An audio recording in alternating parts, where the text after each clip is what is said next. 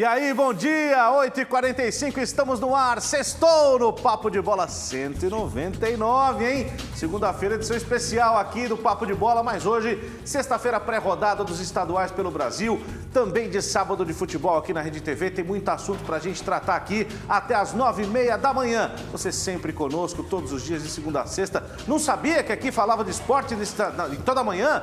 Aqui se fala de esporte toda manhã, de segunda a sexta-feira, só aqui na Rede TV. Tudo sobre o seu time do coração, tá certo?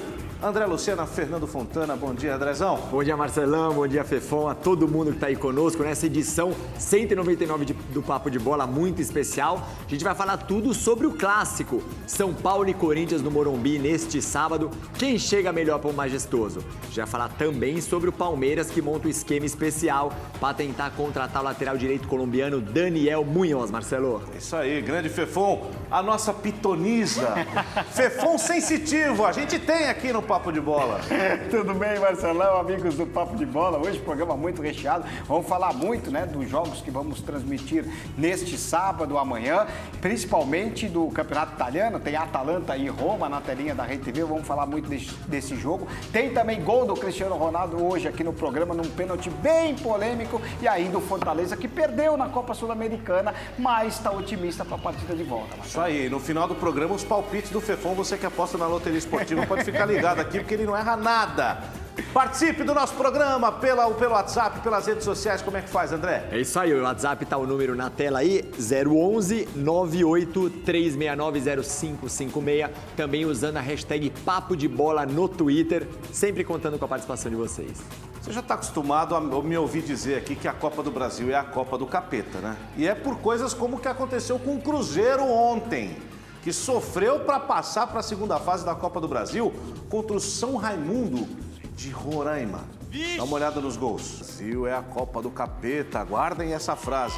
Agora, o torcedor da Raposa, por tudo isso que a gente está vendo, acho que vai ter uma temporada de muito sofrimento, né? Vai sim, acho que o Cruzeiro vai ter muita dificuldade para subir da Série B para a Série A. Olha só, você acha que alguém pode estar feliz por perder um jogo?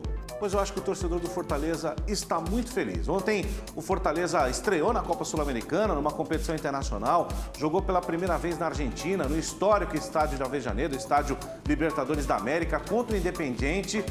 Perdeu o jogo, sim, vocês vão ver como, mas sai com uma sensação de orgulho muito grande do que produziram lá. Vamos ver como é que foi o jogo? É o Tricolor, daqui a pouco, por falar em Tricolor, tudo do clássico majestoso de amanhã à noite no Morumbi, São Paulo e Corinthians. Mas agora a gente fala de campeonato italiano, que é claro, é aqui na Rede TV. Amanhã tem Atalanta e Roma, jogo importantíssimo em termos de classificação. Narração de Silvio Luiz, comentários de Paulo Sérgio e Renato Senise traz as informações.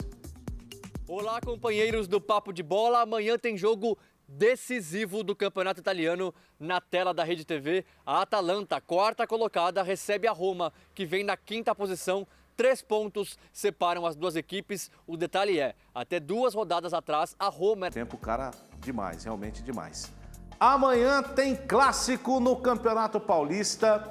Uma repetição invertida dos papéis do majestoso do ano passado no Paulistão.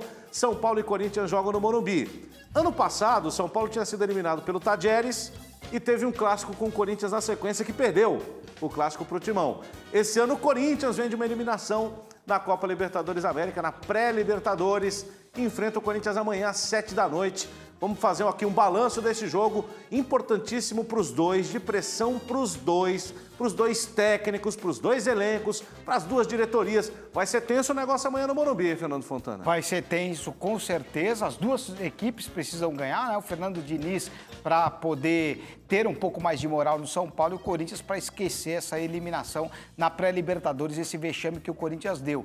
E o Thiago Nunes, ele vai colocar Sid Clay no jogo de novo. Ele vai colocar Está insistindo com o Sid Clay. Não e é olha, possível, gente. É verdade. Sério mesmo? É, ele quer dar sequência ao Sid Clay. Entendi. E tem também mais uma coisa, tem os dois veteranos que ele não sabe se vai poupar ou não, que é o Wagner Love e o Bocelli. Aí o Janderson entraria no lugar do Wagner Love. Ele tá fazendo mistério. Tem ainda mais um treino, né? O treino que ele tá fechando para ninguém poder ver nada. Ele tá fazendo mistério, mas podem ser essas duas alterações com Bocelli e Wagner Love. Ontem no UOL, né? A Rede TV está hospedada no portal UOL, o blog do Menon, grande Menon, Luiz Augusto Simon, aqui de São Paulo, traçou ali alguns erros do Thiago Nunes nessa chegada ao Corinthians. E um desses erros é justamente um que você aponta sempre aqui, André. O fato dele ter assumido só agora, sendo que ele poderia ter assumido no final do ano, mais tempo para conhecer o elenco e para botar esses caras para jogar do jeito que ele gostaria. A gente sabe que tanto a imprensa como a torcida, naqueles últimos 7 jogos que o Coelho assumiu, que o Thiago Nunes já poderia ter assumido, se ele fosse mal, todo mundo já ia começar a cobrar.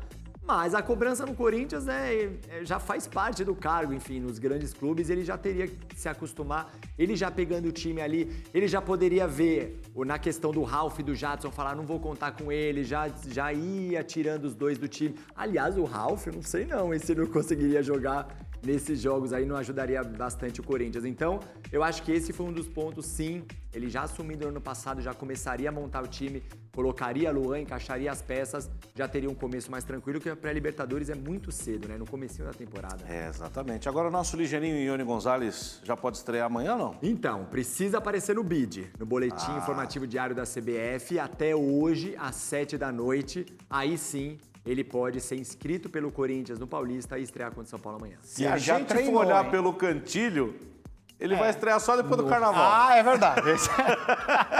Mais um Isso erro, eu concordo com você. Isso prejudicou também, né, o Corinthians, no fundo, esses jogos sem o cantilho. Claro, sem dúvida. E o Ione Gonzalez, ele chegou a treinar com o Thiago Nunes no time titular, né? Para ver se tiver com a documentação regularizada para ir pro jogo. Eu acho que se regularizar, ele vai pro jogo, ele sai como titular. E aí, no lugar do Wagner Love, num dos lados do campo. Daqui a pouco a gente vai ter informações ao vivo sobre o São Paulo Futebol Clube na preparação para o Clássico. Vi ontem na internet, Fernando Fontana, que o Pedrinho ficou muito mal depois da expulsão, né, contra o Guarani do Paraguai e chegou a ficar recluso, é verdade? É verdade. Ele voltou para casa, né, com a família no carro, não falou com ninguém, ficou trancado no quarto, só saiu na hora do almoço, um pouquinho antes de ir treinar. No treino, treinou com os reservas e aí conversou muito com o Walter e também com o Matheus Vital. Eles ficaram muito tempo conversando e o Thiago Nunes chamou ele para uma conversa. Disse que vida segue, você é um cara jovem, não foi na maldade nenhum dos dois lances, quer dizer, a gente tá com você nessa e aí o Pedrinho vai seguir. Mas ele ficou muito mal, ele sentiu demais. Ele vai ter condição psicológica de jogar amanhã, né? Então, e aparentemente já vai ser colocado como titular. Ah, vai ser titular. Porque o próprio Thiago Nunes falou que a primeira falta ele escorregou, né? Ele falou, olha, foi um acidente, eu tava ali de frente, ele escorregou, fez a falta e depois deu a bicicleta, que foi um lance imprudente, foi expulso. O time que vai chegar desgastado, o Corinthians correu pra chuchu no jogo de quarta-feira. E fisicamente, psicologicamente, com um peso a mais de uma eliminação, é lógico, é torcida única só do São Paulo. Não vai ter, a Fiel não vai estar lá para cornetar, né, caso o time perca. Mas o pós-jogo, dependendo da derrota, se perder o jogo, se não ganhar o jogo, pode ficar complicado. Inclusive, até pela intensidade, né? O Corinthians com o Thiago Nunes tem uma intensidade muito maior do que tinha com o Carille. Então, o desgaste dos jogadores a cada jogo é muito maior. Então, o Corinthians vai precisar de muito fôlego para tentar superar o São Paulo, que descansou durante toda a semana, né? O São Paulo, fisicamente, vem muito mais preparado que o Corinthians, com certeza. Vamos falar do São Paulo, vamos ao vivo lá para o CCT da Barra Funda, na Marquês de São Vicente, a casa de treinamentos do Tricolor do Morumbi. Como disse o Fefon, times treinando já a semana inteira com tranquilidade e devem estar chegando aí para o último treino antes do Clássico. Bom dia, Carol Nequirito, tudo bem?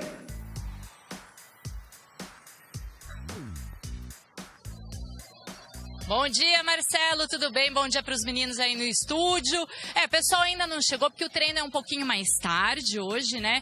Fernando Diniz não vai deixar a imprensa assistir esse treino, então o movimento aqui em frente ao CT da Barra Funda, aqui do São Paulo, tá bem tranquilo. Edilson Godoy vai mostrar para vocês. Só uns funcionários do clube aí trabalhando, o pessoal da jardinagem, bem tranquilo mesmo. Para quem não é de São Paulo, né? Tá aqui, ó, o lugar onde o São Paulo Futebol Clube treina todos os dias, o centro de treinamento deles. Fernando Diniz está fazendo mistério, Marcelo, desde ontem aí, quanto à escalação, quanto ao time que vai para jogo amanhã às 7 horas da noite contra o Corinthians no Morumbi. E tem novidade aí, né? Igor Gomes e Antony estão de volta, então aí mais duas opções para o treinador. Depois até quero saber de vocês aí, se vocês acham que os dois vão para jogo. E olha, no retrospecto, quando o assunto é São Paulo e Corinthians dentro do Morumbi, o Tricolor sempre leva a melhor, hein? Bom, volto com vocês aí no estúdio, Marcelo. É verdade. Aliás, ontem estava acompanhando na redação da Rádio Band News FM, para onde eu estou indo agora para trabalhar, estreia amanhã lá. E a gente estava falando sobre a última vez que o Corinthians ganhou um jogo no Morumbi. Eu acho que ainda não era real a moeda, né? Faz muito tempo, né? Faz tempo mesmo, rapaz. Nem lembro quando foi a última vez. Você gostou, né, Sabe que eu não lembro mas também, é verdade. Porque realmente não é fácil. Esses tabus, eles acontecem muito nos clássicos, né? Mas falando sério agora, falando do jogo... Igor Gomes e Antony vêm numa condição diferente da que veio o Pedrinho, porque o Pedrinho veio, tipo, desce do avião e vai pro jogo. Os caras voltaram semana passada, domingo, né? Terminou o pré-olímpico, tiveram a semana inteira para treinar. E o São Paulo sentiu falta dos dois, principalmente contra o Santo André. Né? Eles fizeram muita falta, mais o Igor Gomes até, do que... Porque o Daniel Alves, com todo respeito, ele é um craque, tem um nome, é um cara histórico, o maior vencedor do futebol em termos de títulos, mas ele com a camisa 10 do São Paulo não caiu bem ainda. Assim, eu olhando, e já transmiti uns 2 jogos dele no estádio, que ele tem uma cobrança interna de fazer algo diferente. E aí ele erra. Uma bola de 3 dedos que ele não tem que dar, um lançamento comprido que ele não tem que fazer. No afã, muitas vezes pode ser um afã de ajudar mesmo, né, gente? Não tô nem falando que é ego, nada não. Às vezes é para ajudar mesmo. Mas atrapalha. Nesse último jogo contra o Santo André, inclusive, ele recuou bastante como primeiro volante, né? Fazia saída, Coisa que o Tietê geralmente faz, o Fernando Diniz inverteu os dois. O Igor Gomes é esse cara que ele é rápido, explosivo, porque o Tietê também tem essa boa transição, mas o Daniel Alves e o Hernani são mais lentos, né? Então, acho que o Igor Gomes tinha que ser titular e aí escolhe dois para essa... entre esses 3, 2 vagas. Entre o Daniel Alves, o Tietê e o Hernanes, escolhe 2 aí para fazer companhia pro Igor Gomes no meio de campo. O que você imagina para amanhã, Fefão, São Paulo? O Igor Gomes, eu tenho dúvida se ele vai sair jogando. Acho que não. Ele teria que tirar o Hernanes, né? Como disse o André, e o Hernanes está numa boa fase, apesar de ser mais lento. Eu prefiro o Igor Gomes. Se eu pudesse escolher, eu optava pelo Igor Gomes, mas eu acho que ele vai dar uma sequência para o Hernanes. Agora, o Antony, eu acho que joga. E eu acho que joga no lugar do Pablo. O Pablo não está bem. Eu acho que ele mantém o Pato, tira o Pablo e coloca o Antony, até para quebrar linhas. O Antony é aquele cara que parte para cima. Eu acho que o Antony sai jogando. Quem volta também é o Bruno Alves para a zaga, que ele estava lesionado. Reforço, hein? Reforço. E eu não sei se ele não coloca o Igor Vinícius na lateral direita no lugar do Juanfran. Não sei, porque o Juanfran é aquele cara que se posiciona muito bem, mas ele não tá desenvolvendo. E de repente o São Paulo precisando vencer. O São Paulo, em clássicos, tem um retrospecto terrível nesses últimos anos. De repente o Igor Vinícius é uma boa válvula de escape ali pela lateral direita. Olha, o cara que acerta tudo aqui é o Fefão. Eu sou só palpiteiro, aliás, eu não acertei nada até agora. Desde quando eu comecei a apresentar esse programa, eu não acertei um palpite. Mas eu acho que São Paulo é favorito amanhã. É favorito. São Paulo eu acho que é favorito. Chega muito mais preparado do que o Corinthians para o Clássico. O Corinthians chega desgastado e desanimado. Então o Corinthians chega com uma pressão muito grande. Acho que o São Paulo pode se aproveitar disso. O placar você vai pegar dele agora ou depois? Não, depois, no final. Tá bom. Palpite de todo mundo no finalzinho. Aquela bola de cristal, aquela musiquinha da Márcia Sensitiva, da nossa Tricotando, pro Fernando Fontana. E da galera? Eu posso falar da galera? Pode falar agora. Porque já que vocês falaram do Pato, o João Gabriel, da cidade de Morretes, no Paraná, Pato vai acabar com a fome de gol contra o Corinthians. 2-0 pro São Paulo, 2 gols do Pato, hein? Olha só, ele tá empolgado lá. Tem o Gabriel de Alagoas falando que é fã do Papo de Bola. Quem mais? O Reinaldo de Ferraz de Vasconcelos. Nada melhor do que curtir minha folga nessa sexta-feira acompanhando o Papo de Bola. Olha que legal. Olha só, hein? E mais uma, o Alisson Renan de São Luís do Maranhão. Eu sou corintiano, eu sei que o Timão com certeza vai ganhar do Tricolor amanhã. E um abraço pro Orlando Marques da Silva, que sempre acompanha o Papo de Bola também. Um grande abraço para ele. Boa. Legal. Fernando Fontana, fora de campo, São Paulo tem problemas, quer dizer, sempre teve, né? Mas tá chegando a época da eleição e aí começa a ficar efervescente o bastidor da política do São Paulo, né? Exatamente, né? E inclusive tem conselheiro que está pedindo o afastamento do presidente Leco. Não vão conseguir, né? Isso aí a gente já viu outras vezes conselheiros pedindo a saída do presidente e não acontecendo, a não ser que o Leco tenha feito algo muito grave, de algum roubo que viesse à tona, como aconteceu com a Aidar, mas não é o caso. Então o Leco vai ficar. E sempre a pressão vem às vésperas de um jogo importante. Existe uma cornetagem dentro do São Paulo, né? Os conselheiros dentro do São Paulo que não gostam do Leco fazem uma pressão diferente em cima do jogo importante e em cima desse jogo do Corinthians fizeram a pressão de novo. Vamos falar do Jean aqui no Papo de Bola, o ex-goleiro do São Paulo que foi demitido do Tricolor depois de agredir a esposa nos Estados Unidos e agora ele está no Atlético Goianiense. Resolveu falar sobre o assunto. Vamos olhar. De antemão, pedir desculpa pelo meu erro. Toda história tem dois lados, sim, mas como o Adson falou, não justifica a agressão. Se eu tivesse certo em algum momento, eu tenho certeza que fiquei totalmente errado. Mas toda história, como o Adson falou, tem dois lados. Mas não estou aqui dizendo que, por a história ter dois lados, que eu estou certo em agredir. Não. Foi uma reação que eu tive, mas que eu nunca tinha tido antes na minha vida. Eu não sou esse menino agressor. Que me conhece sabe que eu sou um cara de coração bom. E pedir desculpa para todas as pessoas, todas as mulheres que se sentiram ofendidas de alguma forma comigo e dizer que eu não sou esse monstro que a imprensa fez de mim. Eu não sou essa pessoa ruim. E estou com certeza, muito arrependido do que eu fiz. Esse é um caso delicado, mas é uma coisa importante para a gente começar a falar. Pode ser que ele não seja mesmo um monstro, tá? Pode ser.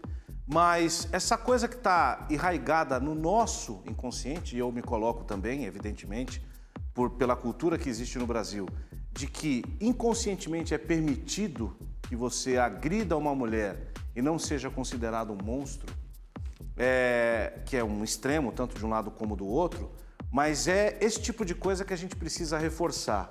Quando um cara é atacado da maneira com que o Jean foi atacado por ter feito isso, é uma medida absolutamente educativa, porque o Fefon, o André, você que está aí do outro lado, tem que ter na cabeça que mulher não se agride. Bom, pessoas não se agridem, essa é a primeira coisa.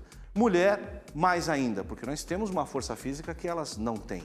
E além da agressão física, a agressão verbal, a agressão psicológica, a manipulação psicológica, são comportamentos que muitos homens têm no dia a dia e que se relativiza num momento de agressão, de extremo, e depois vem a crítica, o resultado, a consequência dessa atitude, e a pessoa que fez isso, ela tem que aguentar, porque não foi a imprensa que foi lá e agrediu a mulher do cara. Ele que fez isso e a esposa dele publicou isso, deixou isso público. Ele é um cara de uma figura pública que vai sim servir de exemplo, e bom que sirva de exemplo para que todos nós tenhamos na nossa cabeça que isso é inadmissível, isso é inominável.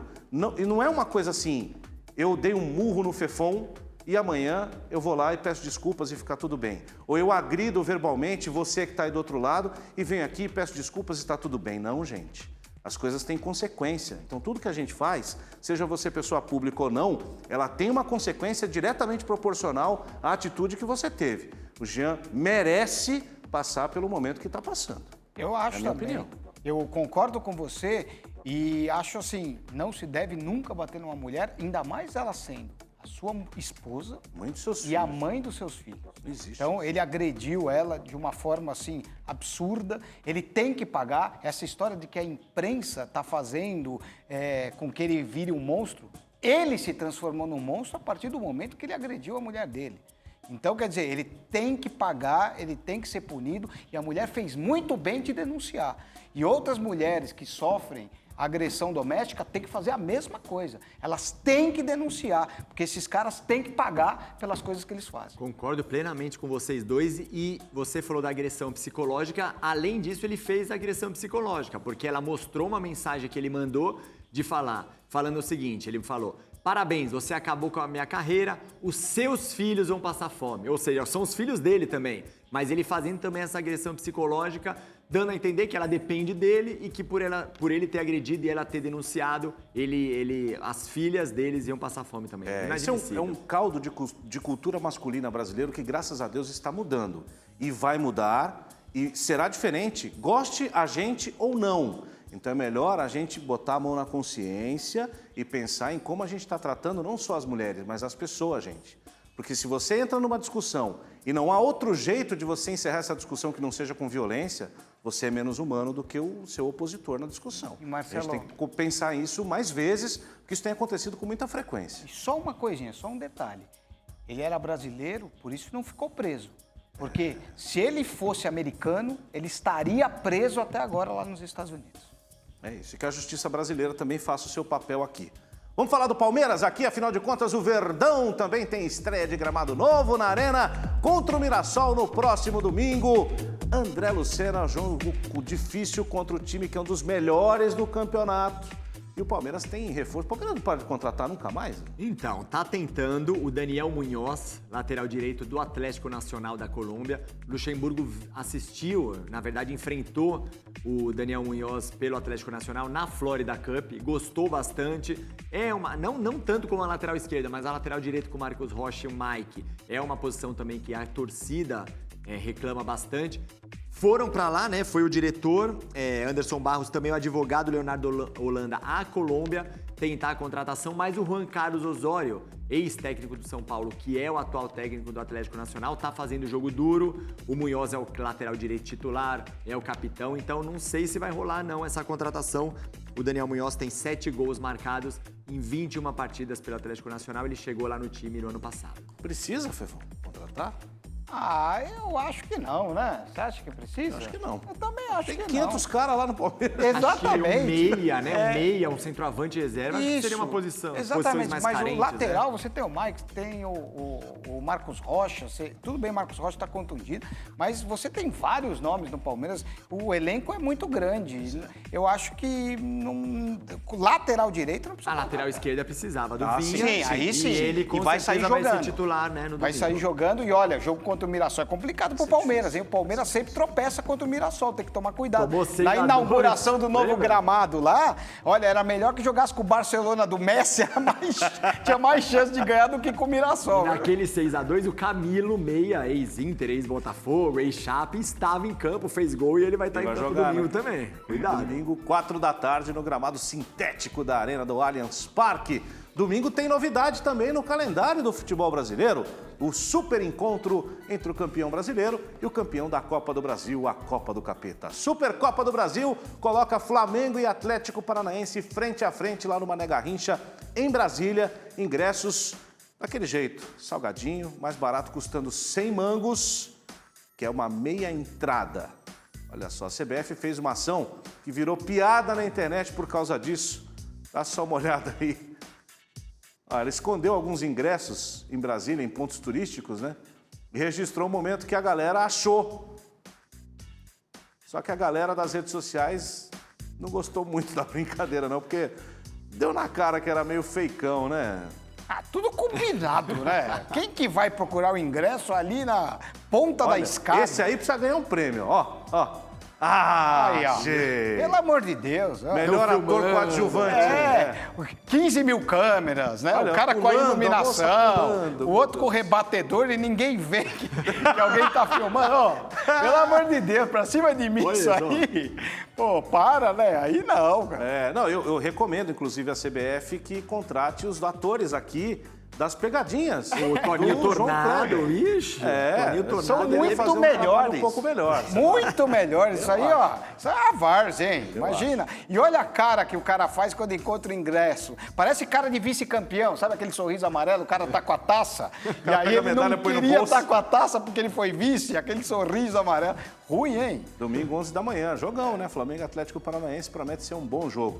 Amanhã tem Turcão, Campeonato Turco na tela da Rede TV. Estaremos juntos para Ankaraguçu e Fenerbahçe ao vivo a partir das 15 para as 2 da tarde. Informações direto lá do Velho Continente. Peterson Isidoro.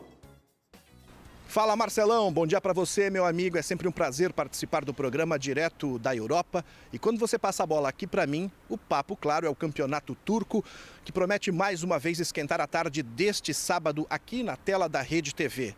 E mais um jogão daqueles de pegar fogo, porque dois times em situações bem opostas na tabela, com objetivos bem diferentes, vão se enfrentar em Ankara. a bela e histórica capital da Turquia. Pelo campeonato italiano, domingo tem bola na rede, de domingo para segunda-feira com o mestre Fernando Fontana. Valeu, Fefão. Valeu, obrigado, Marcelão. Valeu, André. Marcelão. Valeu, vem galera. aí o 90 segundos, vem aí, João Cléber.